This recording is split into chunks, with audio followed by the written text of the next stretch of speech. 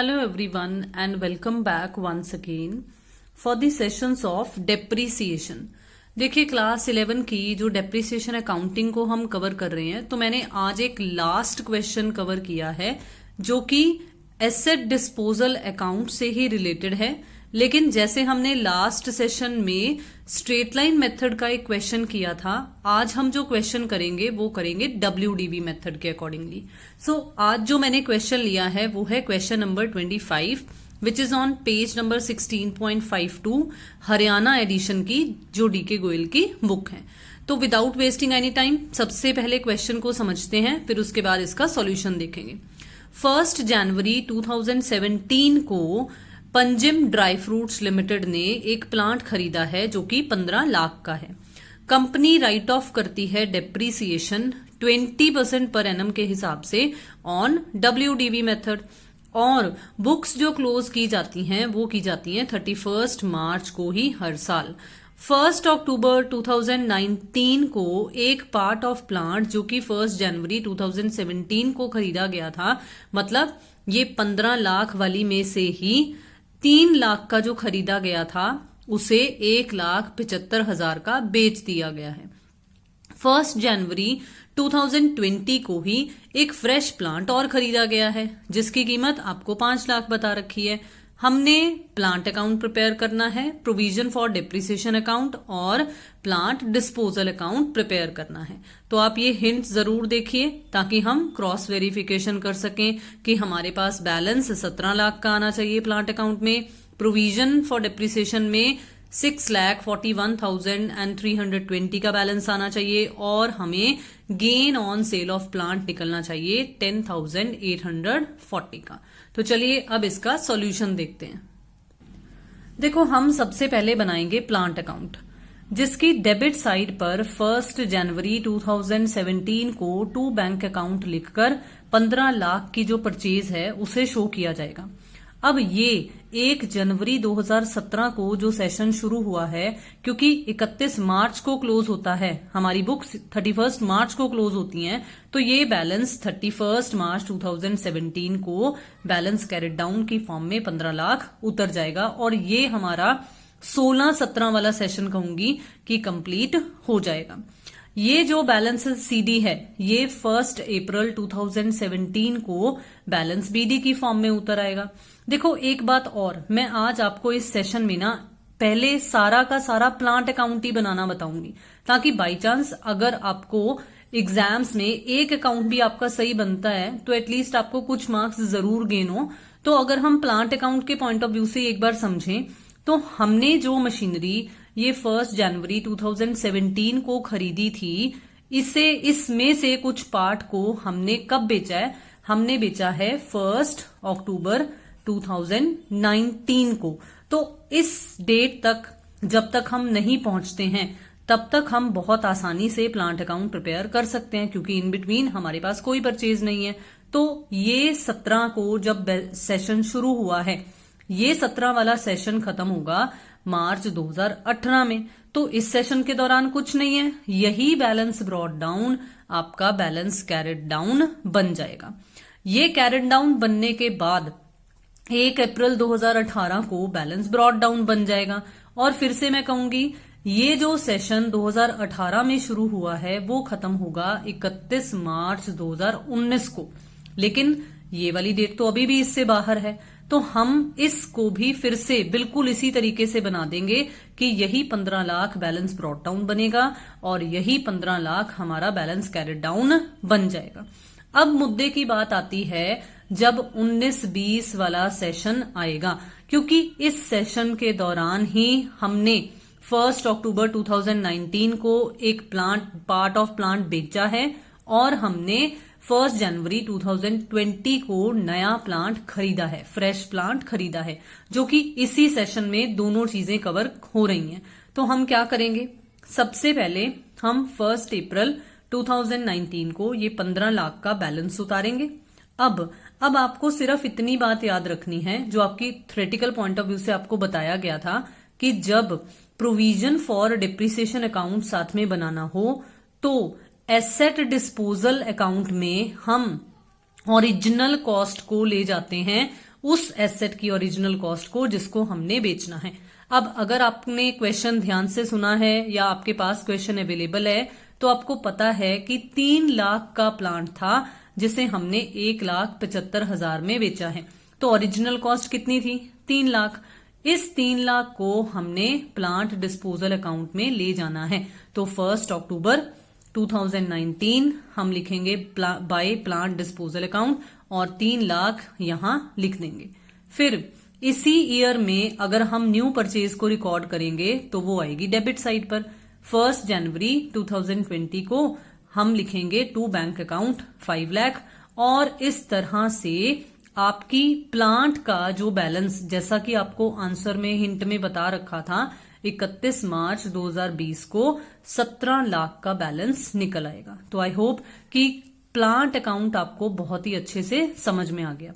चलिए अब समझते हैं हम प्रोविजन फॉर डेप्रीसिएशन अकाउंट को, जिसमें ज्यादा थोड़ा सा हमें कंसेंट्रेट करने की जरूरत पड़ती है। देखो ये भी बहुत ही आसान कंसेप्ट है। जब तक हमने मशीन को सेल नहीं किया है तब तक जितने टाइम के हिसाब से हम यूज कर रहे हैं एसेट को, प्लांट को, हमने डेप्रीसिएशन चार्ज करते जाना है। बस ध्यान ये रखना है कि depreciation return down value method के अकॉर्डिंगली होना चाहिए। तो जब हमने मशीन को 1 जनवरी 2017 में खरीदा था तो वो कब डेप्रीसिएशन लगेगा उस पर डेप्रीसिएशन लगेगा 31 मार्च को। तो हमने प्रोविजन फॉर डेप्रीसिएशन अकाउंट की क्रेडिट साइड पर 31 मार्च 2017 लिखना है और डेप्रीसिएशन चार्ज करना है। अब डेप्रीसिएशन कितना लगेगा? देखो 15 लाख पर 20% और जनवरी, फरवरी एंड मार्च, सिर्फ 3 महीनों का डेप्रीसिएशन हम चार्ज करेंगे जो कि आएगा 75,000। तो हम जब इस ईयर को क्लोज करेंगे तो सेम इसी डेट को हम लिखेंगे टू बैलेंस कैरेड डाउन 75,000 और इस तरह से ये वाले सेशन के लिए provision for depreciation account balance हो जाएगा। अब नेक्स्ट डेट को यानी कि 1 अप्रैल 2017 को हम इसी 75,000 को बैलेंस ब्रॉट डाउन की फॉर्म में उतारेंगे क्रेडिट साइड पर। अब क्या होगा?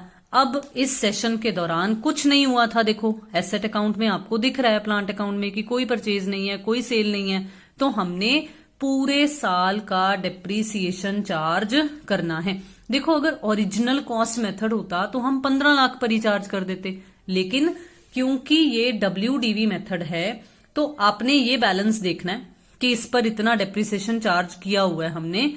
सिंपली आपने 15 लाख में से 75,000 माइनस कर जो बैलेंस निकलेगा, जो वैल्यू निकलेगी, WDV निकलेगी, उस पर 20% चार्ज कर देना है जो कि आएगा 14,25,000। उस पर 20% का डेप्रीसिएशन चार्ज करोगे पूरे साल का तो वो बनेगा 285,000। दोनों को टोटल कर आप बैलेंस कैरेड डाउन लिखकर ये वाला साल भी क्लोज कर दोगे। फिर ये वाला बैलेंस कैरेड डाउन अब बनेगा balance brought down. Balance brought down बनने के बाद हमने फिर से यही देखना है हमारे प्लांट अकाउंट में चेक कर कि क्या इस सेशन के दौरान कुछ हुआ था। इस सेशन के दौरान भी कुछ नहीं हुआ, कोई परचेज नहीं है, कोई सेल नहीं है, तो पूरे साल का डेप्रीसिएशन फिर से चार्ज कर दीजिए। लेकिन फिर से याद रखना है कि WDV पर लगेगा। अब चाहे तो ये सोचकर कर दो कि 14,25 वैल्यू पहले रह गई थी, 285,000 और लग गया डेप्रीसिएशन तो माइनस कर दो, चाहे सीधा ही 15 लाख में से अब तक इतनी डेप्रीसिएशन लग चुकी है, ये 3,60,000 माइनस कर दो, तब भी आपके पास 11,40,000 ही वैल्यू निकलेगी। इस पर पूरे साल का डेप्रीसिएशन लगा दीजिए तो आपके पास डेप्रीसिएशन निकल आएगा और दोनों का टोटल आपके पास ये बैलेंस कैरेड डाउन की फॉर्म में डेबिट में लिखा जाएगा। और इस तरह से इस 18-19 वाले सेशन के लिए भी आपका प्रोविजन फॉर डेप्रीसिएशन अकाउंट बनकर तैयार हो जाएगा। अब देखो, अब जो ईयर समझने वाला है ना वो है 1920 वाले सेशन वाला। तो इसके लिए हमें सबसे पहले कुछ वर्किंग नोट्स जो हैं वो फाइंड आउट करने पड़ेंगे, देखने पड़ेंगे। लेकिन उससे पहले मैं आपको थ्योरेटिकल कंसेप्ट्स याद दिलवाना चाहूंगी। हमने थ्योरेटिकल कंसेप्ट्स ये पढ़े हुए हैं कि जितने टाइम पीरियड तक हमने एसेट को यूज किया है उतने टाइम पीरियड का डेप्रिसिएशन उस पर चार्ज होना चाहिए। और अगर प्रोविजन फॉर डेप्रिसिएशन अकाउंट है तो हमने उसमें से उस पर्टिकुलर एसेट पर जिसको हम बेच रहे हैं कितनी डेप्रिसिएशन एक्यूमुलेट की है उसे वहां से निकालकर किस में लेकर जाना होता था हमने अर्लियर, हमारे एसेट अकाउंट में। लेकिन क्योंकि अब डिस्पोजल अकाउंट साथ में बनाना है तो इसलिए वो बैलेंस भी, वो एक्यूमुलेटेड बैलेंस भी हमने किस में लेकर जाना है, प्लांट डिस्पोजल अकाउंट में लेकर जाना है। तो जर्नल एंट्रीज की फॉर्म में तो आपको पता है कि डेप्रिसिएशन यहां आएगी और प्लांट डिस्पोजल यहां आएगा। लेकिन अब ये अमाउंट्स कैसे आई हैं, चलिए ये वर्किंग नोट्स के जरिए फाइंड आउट करते हैं। देखो पहले मैंने आपको सिंपल, बहुत ही सिंपल तरीके से वर्किंग नोट्स शो किए हैं। जैसा कि मैं आपको हमेशा 2 अल्टरनेटिव्स बताती होती हूँ, तो आज भी मैंने बिल्कुल इसी तरीके से ही किया है। बट आई होप कि ये जो फर्स्ट ऑल्टरनेटिव है ना, यही आपको बहुत ही इजी लगेगा। तो there are some calculations regarding the plant sold. आपने क्या करना है, जिस प्लांट को हमने बेचा है उसकी ओरिजिनल वैल्यू से शुरू कर देना है कि वैल्यू एज ऑन 1 जनवरी 2017 3 लाख थी, और फिर जब तक हम डेट ऑफ सेल पर नहीं पहुंचते हैं तब तक के हिसाब से आपने डेप्रीसिएशन चार्ज करते जाना है और उसकी WDV कैलकुलेट करते जाना है। तो क्या होगा, जब हमने 1 जनवरी 2017 को एसेट खरीदी, 31 मार्च 2017 को क्लोजिंग ईयर जब होगा तो 3 महीने का डेप्रिसिएशन लगेगा। ठीक है, जैसे हमने 15 लाख वाली पर लगाया था, ये भी तो 15 लाख का ही पार्ट है ना, तो 3 महीने का डेप्रिसिएशन लग गया। तो आपने क्या करना है, 3 लाख मल्टीप्लाई बाय 20%, 3 महीने आपने 15,000 की पहली ये डेप्रिसिएशन माइनस कर देनी है और ये आपके पास माइनस कर कर निकल आएगी WDV एज ऑन 1 अप्रैल 2017। अब 17-18 वाले सेशन के दौरान कुछ नहीं हुआ था तो आपने फुल डेप्रिसिएशन चार्ज करनी है, लेकिन किस पर चार्ज करनी है, WDV पर, जो माइनस करके वैल्यू आई है उस पर चार्ज करनी है। तो 2,85,000 पर 20% का आप डेप्रिसिएशन पूरे साल पर चार्ज कर दोगे। फिर से ये माइनस करने के बाद, ये भी माइनस करने के बाद आपके पास WDV जो निकलेगी वो निकलेगी 1/4/2018 को। अब इस पर आपने फिर से 31 मार्च 2019 के लिए फुल ईयर का डेप्रिसिएशन चार्ज करना है। तो इस 228,000 पर 20% पूरे साल का डेप्रिसिएशन चार्ज कर दोगे तो आपके पास 45,600 की वैल्यू आ जाएगी। अब ये WDV कब निकली, ये निकली 1/4/2019 को। अब आपने सेल कब की है, आपने सेल की है 1/10/2019। दैट मीन्स अब ये वो वाला ईयर आ गया जिसमें हमने डेट ऑफ सेल, मतलब बीच में आ रही है, ठीक है, हमने प्लांट को सेल करना है। अब हमने क्या करना है, जब तक एसेट को हमने सेल नहीं किया है तब तक के हिसाब से हमने डेप्रिसिएशन चार्ज करनी है। तो 1 अप्रैल से लेकर 1 अक्टूबर तक बनते हैं 6 मंथ्स। तो हम क्या करेंगे, 1,82,400 पर 20% 6 महीने का, या सीधा कहेंगे आधा हो जाएगा तो 10% हम डेप्रिसिएशन चार्ज कर देंगे 18,240। ये इस सेशन के दौरान चार्ज की गई डेप्रिसिएशन है और इसी 18,240 को मैंने यहां प्रोविजन फॉर डेप्रिसिएशन अकाउंट में शो किया है। तो ये देखो 18,240 मल्टीप्लाई बाय 20%, देन 6 मंथ्स के हिसाब से ये डेप्रिसिएशन आपकी निकल आई। आई होप कि ये आपको बहुत अच्छे से समझ में आया। अब हम समझेंगे ये कि जो ये प्लांट डिस्पोजल अकाउंट में हमने एक्यूमुलेटेड डेप्रिसिएशन लेकर जानी है वो कैसे आई है। देखो, एक्यूमुलेटेड डेप्रिसिएशन का मतलब होता है कुल, टोटल हमने कितनी डेप्रिसिएशन चार्ज की है एसेट सोल्ड पर। देखो, पहली डेप्रिसिएशन ये 15,000 माइनस हुई थी, फिर ये माइनस हुई थी 57,000, देन 45600 और अब जो लगी है वो है 18240।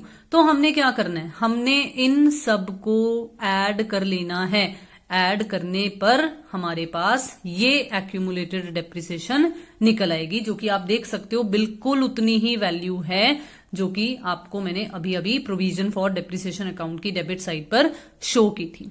अब देखो हमें क्या चाहिए होता है, गेन या लॉस कैलकुलेट करने के लिए हम सेल वैल्यू को कंपेयर करते होते हैं बुक वैल्यू से as on date of sale. तो जब आप इस साल वाला वो 6 महीने का जो एक्स्ट्रा और लगना है डेप्रिसिएशन वो भी माइनस कर दोगे तो आपके पास क्या वैल्यू निकल आएगी, आपके पास वैल्यू निकल आएगी 164160। इसे आप जब सेल वैल्यू से 1,75,000 से कंपेयर करोगे तो देखने में आपको पता चल रहा है कि भाई वैल्यू 164 थी, बिकी ज्यादा की है, तो हमें गेन हो रहा है 10840 का। तो चलिए अब देखते हैं कि हमें ये कहां पर शो करना है, कैसे शो करना है। देखो सबसे पहले तो ये रहा आपका प्रोविजन फॉर डेप्रिसिएशन में डेबिट साइड पर टू प्लांट डिस्पोजल अकाउंट, जो कि ये एक्यूमुलेटेड डेप्रिसिएशन ट्रांसफर शो कर रहा है। अब देखते हैं एसेट डिस्पोजल अकाउंट। जब हम प्लांट डिस्पोजल अकाउंट बनाएंगे तो क्या होगा, देखो एक तो सबसे पहले 1 अक्टूबर 2019 को जो 3 लाख की वो जो ओरिजिनल कॉस्ट हमने प्लांट में से निकाली थी वो यहां पर आ जाएगी। तो यहां लिखा आएगा टू प्लांट अकाउंट, क्योंकि मैंने आपको बताया था ना कि एसेट का तो डेबिट बैलेंस ही रहेगा ना, वो प्लांट में शो होने की बजाय, मतलब एसेट में शो होने की बजाय डिस्पोजल की डेबिट पे अपीयर हो जाएगी। तो ये देखो डिस्पोजल अकाउंट की डेबिट साइड पर प्लांट अकाउंट अपीयर हो गया। ठीक है, अब जितनी एक्यूमुलेटेड डेप्रिसिएशन थी वो यहां क्रेडिट साइड पर शो हो जाएगी। जो सेल वैल्यू है पहले भी हम क्रेडिट साइड पर ही शो करते थे, तो अब भी क्रेडिट साइड पर ही शो हो जाएगी। अब चाहे तो आप ऐसे प्लस माइनस कर कर देख लीजिए, आपकी balancing figure gain on sale of plant इसी साइड पर निकल रही है, जो कि मैं ऑलरेडी आपको पहले भी बताती होती थी कि लॉस है तो वो क्रेडिट साइड पर निकलेगा, लेकिन अगर प्रॉफिट है तो वो डेबिट साइड पर निकलेगा। ठीक है, फिर उसके बाद अगर ये आपको 10840 बताया गया है, बिल्कुल इसी तरीके से मैंने आपको यहां पर वर्किंग नोट्स में भी ये गेन इतना ही बताया था। तो मुझे उम्मीद है कि आपको यहां तक ये क्वेश्चन बहुत ही आसानी से समझ में आ गया। चलिए अब और आगे बढ़ते हैं। क्यों? क्योंकि हमने अभी ये सेशन क्लोज करना है और हमने डेप्रीसिएशन चार्ज करनी है रिमेनिंग जो हमारी एसेट है, रिमेनिंग जो हमारा प्लांट है उस पर। लेकिन इसमें आगे बढ़ने से पहले मैं आपके 2 मिनट एक्स्ट्रा और लूंगी, क्योंकि मैंने आपको कहा था कि मैं आपको एक और ऑल्टरनेटिव बताऊंगी। तो देखो बेसिकली मैं जल्दी से इसे कवर करूंगी। हम एक्यूमुलेटेड डेप्रिसिएशन चार्ज कर चुके हैं हमारी टोटल 15 लाख वाली मशीनरी पर 31 मार्च 2019 तक। तो हमें क्या करना चाहिए, हमें मैथ्स का यूनाइटरी मेथड लगाकर 3 लाख की एक्यूमुलेटेड डेप्रिसिएशन कितनी बनती है इस पर्टिकुलर डेट तक वो पता लगा लेनी चाहिए। तो वो कैसे पता चलेगी, देखो अगर 15 लाख की मशीन पर हमने टोटल डेप्रिसिएशन जो कि हमें हमारे अकाउंट से पता चल रही है प्रोविजन फॉर डेप्रिसिएशन से कि 588,000 है, तो हम 3 लाख की कैलकुलेट कर सकते हैं, जो कि सिंपली हम इस तरह से अगर कैलकुलेशन करेंगे तो इट विल बी 117,600।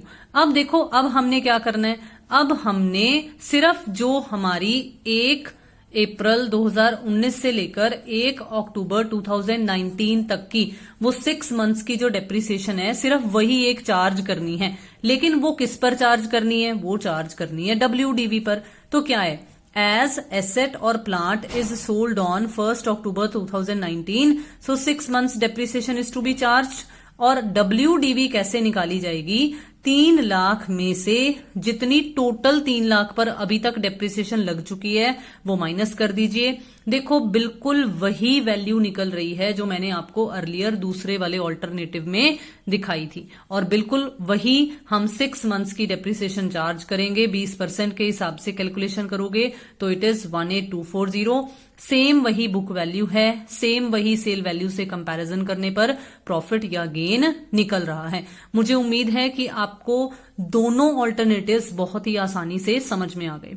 अब जो हमारा क्वेश्चन है उसमें सिर्फ हमने प्रोविजन फॉर डेप्रीसिएशन अकाउंट को क्लोज करना है। क्लोज करने के लिए हमें रिमेनिंग एसेट पर डेप्रीसिएशन चार्ज करना है, प्लस एक जो नई 5 लाख की खरीदी है उस पर जितने महीने का बनता है वो चार्ज करना है। अब क्योंकि हमें WDV पता होनी चाहिए रिमेनिंग प्लांट की, तो वो कैसे निकलेगी? ये वर्किंग नोट्स एक्स्ट्रा नहीं है, ऑल्टरनेटिव्स में नहीं है, ये इंपॉर्टेंट है, ये बनाने ही पड़ेंगे। तो अब इसमें क्या है, WDV of remaining plant as on 1 April 2019 हम निकालेंगे, जो कि कुछ इस तरह से निकलेगा कि ओरिजिनल कॉस्ट रिमेनिंग कितनी है? देखो 15 लाख में से 3 लाख हम बेच चुके हैं, तो रिमेनिंग कितनी है? 12 लाख। 12 लाख में से अगर हम जितनी अब तक 12 लाख पर एक्यूमुलेटेड डेप्रिसिएशन है वो माइनस कर दें, तो हमारे पास 12 लाख की WDV निकल आएगी। अब देखो अभी मैंने आपको शो किया है कि हम कितनी एक्यूमुलेटेड डेप्रिसिएशन चार्ज कर चुके हैं। 31 मार्च 2019 तक हम चार्ज कर चुके थे इतनी 588,000। इसमें से मैंने अभी जो आपको ये वाले वर्किंग नोट्स शो किए हैं, हमने पता लगाया था कि 3 लाख पर इतनी है, तो बाकी की जो बची है वो 12 लाख वाली है ना, तो हमने इसमें से ये माइनस कर ये 12 लाख पर कितनी एक्यूमुलेटेड है वो निकाल ली। ये माइनस कर देंगे 12 लाख में से, तो निकल आएगी 12 लाख की WDV। अब इस WDV पर हम डेप्रिसिएशन चार्ज करेंगे पूरे साल का। तो ये देखो हम प्रोविजन फॉर डेप्रिसिएशन की क्रेडिट साइड पर क्लोजिंग डेट को 31 मार्च 2020 को डेप्रिसिएशन चार्ज करेंगे। जो पहली मशीन है जो कि 12 लाख वाली थी उसकी WDV है 729,600। इस पर पूरे साल का 20% डेप्रिसिएशन चार्ज हो जाएगा, तो डेप्रिसिएशन निकल जाएगी। बिल्कुल इसी तरीके से हम जो सेकंड नई खरीदी है हमने, उस पर 5 लाख 20% 3 महीने के हिसाब से चार्ज करेंगे, तो उस पर डेप्रिसिएशन निकल आएगा।